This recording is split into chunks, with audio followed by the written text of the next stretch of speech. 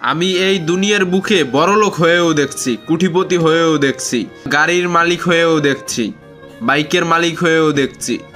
যখন আমার কাছে টাকা, বাড়ি, গাড়ি ছিল, যখন আমি খরচ করতে পারতাম, তখন আমার বন্ধু বান্ধবের অভাব ছিল না, আমার ভাই ব্রাদারের অভাব ছিল না, আমার আত্মীয় স্বজনের অভাব ছিল না। আমি না চাইতেই অনেক কিছু পাইতাম যখন আমার টাকা ছিল।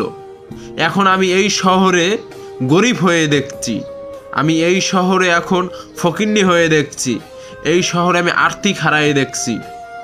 আমি অনুভব করতে পারছি এই শহর টাকা চিনছে। এখন আমার কোনো ভাই ব্রাদার নাই, এখন আমার কোনো বন্ধু বান্ধব নাই, এখন আমার কোনো আত্মীয় স্বজন নাই, এখন আমি ওইভাবে মর্যাদা পাচ্ছি না। আগে যেইভাবে মানুষের মর্যাদা পাইতাম, সম্মান পাইতাম, এখন ওইটা পাচ্ছি না, কারণ আমার কাছে এখন টাকা নাই।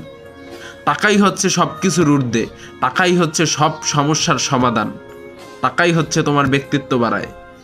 আমার জীবনে কোনো ব্যাক রেকর্ড নাই, তাও আমার এই মানুষ ভালোবাসে না, বিকজ আমার টাকা নাই।